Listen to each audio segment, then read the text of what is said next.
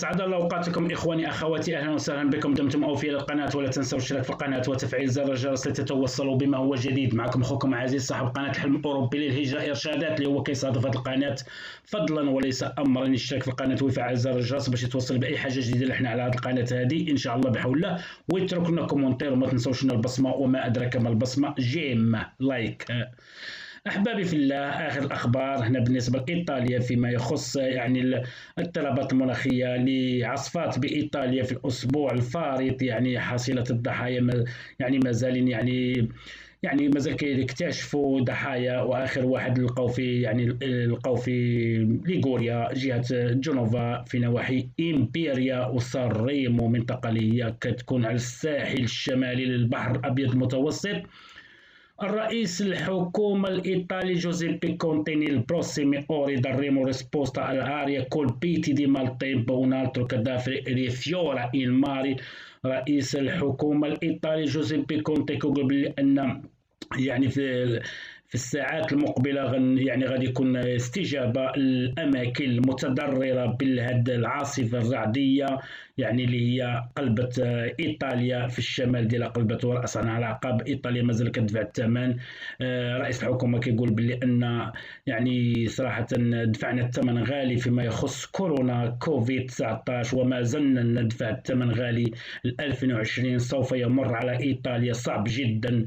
أتمنى كلمات الرئيس أن ينتهي هذا الكابوس الذي أصبح تتخبط في إيطاليا للأسف. بالنسبة للسيتواسيوني كريتيكا in Liguria in Piemonte Ciro chiede aiuto se non interveniamo ora a novembre sarà peggio. يعني الحالة الوضعية، يعني الحالة المأساة في جهة البيومونتي وليغوريا، هما جهتين في الشمال الإيطالي، يعني صراحة جهتين متحدتين يعني متقاربة جدا. كيقول رئيس الجهه يعني جيرو، كيقول الاسم ديالو جيرو، يعني كيطلب المساعده، يعني مساعده من الدوله، من العاصمه روما. الا ما دخلاتش الدوله في هذا الوقت، في هذه اللحظات هذه، بان شهر 11 غادي يكون اصعب شهر على ايطاليا. لا violenta ondata di maltempo che hai colpito le regioni del nord hai causato ingenti danni tanti comuni del Piemonte e della Liguria in gravi difficoltà. يعني هاد العاصفة المتوحشة اللي ضربت إيطاليا خاصة في الشمال الإيطالي البيومونتي وليغوريا، بأن يعني خسائر مادية فادحة يعني في البنية التحتية وفي عدة مناطق ومنازل شخصية للناس، وفي عدة بلديات بجهة تانتي كوموني للبيومونتي ليغوريا غرافي ديفيكولتا. صراحة أونكورا una volta paghiamo، اسمع صراحة وما زلنا يعني للمرة الثانية ندفع الثمن غالي in termini di vite umane perse. عدة ناس اللي هما مازالين مختفين بسبب هذه الجائحة، كيف ما كتقولوا في الخبر اللي هو وضعت عليه علامة بالأزرق، كيقول ancora una volta paghiamo un conto durissimo in termini di vite umane perse. لو سكريفي جوزيبي كونتي سول فيسبوك، يعني رئيس الوزراء الإيطالي كيكتب يعني في الصفحة الرئيسية ديالو في الفيسبوك باللي أن احنا مازال إيطاليا كتدفع الثاني من جديد للمرة الثانية كندفعوا الثمن غالي جدا فيما يخص هذا الوباء. وخاصة هذه الضربة القاضية لجهة إيطاليا والشمال الإيطالي. كنعرفوا بلي أن جهة بيمونتي وجهة ليغوريا مناطق حيوية، وهذه الجهات اللي هي تقريبا كتساهم في الاقتصاد الإيطالي ب 30%. وكنعرفوا بلي أن البيمونتي هي اللي فيها مقر الشركة العملاقة الإيطالية الفيارتا، وما ننساوش بلي أن ليغوريا يعني هي المنطقة الرئيسية في عدة موانئ، وأكبر موانئ إيطالية متواجدة بجنوفا وخاصة سافونا. وفيما يخص نقل المسافرين يعني عدة شركات إيطالية اللي هي غريمالدي وغراندينافي المتوجهين إلى شمال إفريقيا، المغرب، الجزائر، تونس، ويعني صراحة شرق البحر الأبيض المتوسط، اليونان وقبرص ومالطا. الشركات اللي عندهم المقر ديالهم يعني كيكونوا في جنوفا جنوفا، في المقر ديال جنوفا. كيف ما كتشوفوا بعض الصور، أشارككم بعض الصور من عين المكان. الحالة اللي وصل لها هذا قنطرة، يعني كتشوفوا يعني النهر فين كان وصل، يعني الساق قدامه. دابا الجو الآن يعني حاليا يعني هادئ، ما كاينش أمطار، ولكن المخلفات ديال هاد العاصفة هذه يعني كانت كثيرة جدا، وكانت صعبة على إيطاليا وعلى الإيطاليين صراحة. كما كتشوفوا هنا في إيطاليا، شوفوا المنازل، يعني نوافذ، يعني جميع الحطب وما شابه اللي هم ساقوهم الأنهار تجاه المنازل في إيطاليا. وكنعرفوا هذه المناطق كيف ما تشوفوا هذا منزل صراحة المياه شنو دارت ليه، غمرات المياه بهذه الامطار اللي هي طاحت في ايطاليا. هذا هو النهر اللي هو كان العلو ديالو وصل حتى لهذا البالكو هذا الفوقاني هذا. هذه بعض الصور كنشارككم اياها احبابي في الله. الطريق انجرفت هنا، الطريق انجرفت هنا في ايطاليا، كتشوفوا بان الطريق انجرفت وخسائر جدا. وان شاء الله بحول الله سنوافيكم باخر الاحداث وباخر يعني الخسائر اللي توصلت بها ايطاليا، هذه منطقه جنوفا يعني عفوا. يعني كتشوفوا الاشغال يعني على قدم وساق يعني ازاله يعني التربة التي انزلقت من الجبال إلى الطرقات هذه، يعني صراحة في نواحي جنوفا، نواحي ليغوريا، جهة ليغوريا المحادة. يعني حتى من أعمدة الكهرباء تم سقوطها بسبب العاصفة. سرعة الرياح يا أحبابي في الله، بحكم الإقامة في إيطاليا هنا أكثر من 23 سنة، لأول مرة كنشوفوا هنا كنلاحظوا السرعة اللي وصلت هي بالشمال الإيطالي يعني 160 كيلومتر. تخيلوا معايا يعني سيارة كتمشي بسرعة 160 كيلومتر، ليس بالهين. كيف ما كتشوفوا هذا إحدى بلديات هنا بنواحي صراحة بيومونتي، اللي هي يعني الطريق يعني كلها عامرة بالوحل. تم تنقيتها، تم يعني تنظيفها من الأشغال من أصحاب البلدية في تلك البلدية. يعني صراحة للأسف كيف ما كتشوفوا هنا هذه المنطقة دي أخرى، هذه في جهة سان ريمو، نواحي مدينة يعني تقع في جهة ليغوريا، المنطقة المتضررة. يعني صراحة كيف ما كتشوفوا هنايا يعني الحيوط، يعني الحائط، يعني ساق المياه، غمرة المياه. يعني خلات ايطاليا صراحه بلوكاج، كيوقع بلوكاج توتال في ايطاليا، خاصه في الشمال، مناطق جد متضرره. كتشوفوا بعض اللقطات من احدى الانهار اللي كان صراحه اللي هو كان المستوى ديالو مرتفع جدا. كيف ما كتشوفوا الأراضي صراحة يعني كثرة المياه يعني غمرت المنازل. يعني ساقت أمامها يعني عدة تربة في هذه المناطق اللي كتشوفوا باللي أن راه كان غاز هنا، يعني جردة يعني بكثرة المياه. يعني الماء كتعرفوا باللي أن كيسوق معاه كل شيء اللي يجي قدامه كيديه. كيف ما كتشوفوا الحالة يعني الوحل اللي هما حاصلين في هذه المناطق هذه. إيطاليا صراحة، إيطاليا في مكان لا تحسد عليه، خاصة من بعد الكوفيد، وما زالت تتخبط في الكوفيد، وها هي الآن دخلت في يعني في مشكلة أخرى، دخلت في المناخ هذا اللي هو صراحة زاد عكر الجو الإيطالي. إيطاليا كان صراحة كانت يعني متحكمة في الوباء، والآن هل تتحكم في الوباء؟ هل تتحكم في هذا المناخ هذا بالطريق يعني خصم يعني دعم مادي قوي جدا لهذه المناطق هذه المتضررة، اللي هم أكثر من 108 البلديات اللي هم كيعانيوا هنا في إيطاليا بسبب هذا الوحل اللي قامت به ايطاليا. كيف ما كتشوفوا النهر ساق سيارات، خذوا بالكم من الصوره، يعني لاحظوا في الصوره مزيان بلي ان النهر هذه ربما غتكون في النهر البو اللي هو اكبر نهر في الاتحاد الاوروبي، اللي هو صراحه العلو المستوى ديال هذا النهر هذا وصل البارحه الى 6 امتار. 6 امتار اعيد واكررها، يعني لو اخذنا بعين الاعتبار 6 امتار، منزل من 3 طوابق، سيارات انجرفت بالكامل، سيارات اصبحت واحده فوق الاخرى بسبب قوة الطبيعة.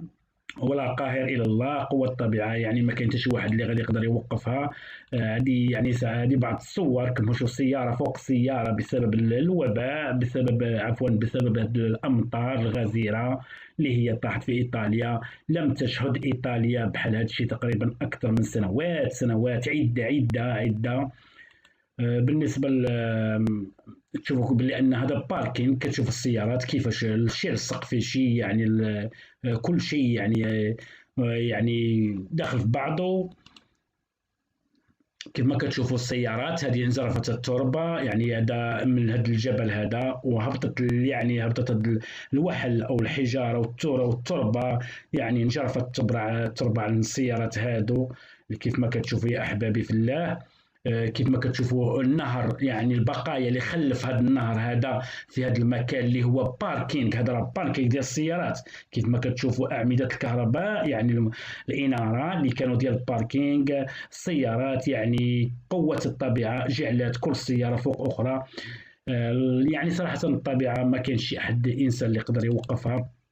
الأوضاع في إيطاليا يا أحبابي بالله، كيف ما كتشوفوا إيطاليا أصبحت في مكان لا تحسد عليه بسبب هذه العاصفة الرعدية اللي هي صراحة خلفت أضرار جسيمة في الأرواح، وخاصة في يعني البنية التحتية الإيطالية. يعني إيطاليا خاصة تقريبا سنتين أو ثلاثة باش يرجعوا هذه البلديات وهذه الأماكن كيف ما كانوا. كيف ما كتشوفوا السيارات شيء متراكم فوق شيء في مناطق عدة هنا في الشمال الإيطالي، وخاصة الجهة البيمونتي المتضررة المتواجد بها أنا الآن، الجهة اللي هي أخذت حق الأسد من هذه العاصفة الرعدية اللي مرت بها إيطاليا.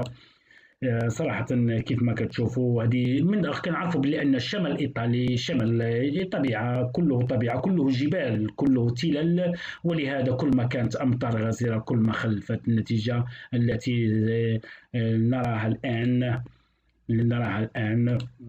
للأسف إيطاليا بهذا الديكور أصبحت بهذا الشكل هذا. نهبطوا شوية لتحت ونتأكدوا بلي أن un'altra che della ritrovata in Liguria، يعني إنسان آخر لقوه يعني لاحوا البحر في منطقة ليغوريا. استاتو افيزات ان ماري سانريمو، يعني في جهة سانريمو. هذا الإنسان اللي لقوه ميت يعني في ضواحي مدينة سانريمو. الكل كيعرف سانريمو مدينة هي اللي كيكون فيها الفيستيفال ديال الموسيقى في إيطاليا. يعني اللي لقاو صحاب يعني الألبي مارتيني، يعني فرانشيزي فيرسانتي فرانشيزي، يعني صراحة الألبي مارتيني يعني في الجبال اللي هي المحاذية لفرنسا من غرب جهة ليغوريا. بالنسبة لجهة ليغوريا وما كاين حتى شي واحد اللي هو مختفي لحد الآن. كيف ما كنشوفوا ليغوريا نون تشي سونو ديسبيرسي، يعني في جهة ليغوريا، ولكن هاد الأشخاص هادو كيكونوا آتين من مناطق أخرى. كونتي، الكلمة ديال الرئيس الوزراء الإيطالي كانت هكذا.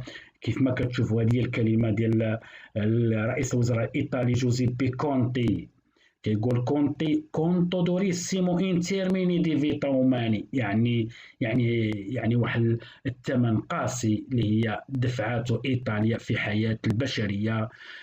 كيف ما نزيدو نتكلموا واش شنو قال هذا الرئيس هذا اللي هو رئيس صراحه رئيس اللي هو المثل. يعني رئيس اللي هو رجل ذات مسؤولية صراحة، هو اللي يقدر يخرج إيطاليا من الأزمة ديال الوباء. ولحد الآن مازال الآن كيدير ساكريفيتشو، مازال يعني على قدم وساق من أجل إنقاذ البلد ما يتم إنقاذه. كيقول هذا السيد او نكورا اون فولتا باغيامو، مازال كندفعوا الثمن غالي في الحياه البشريه.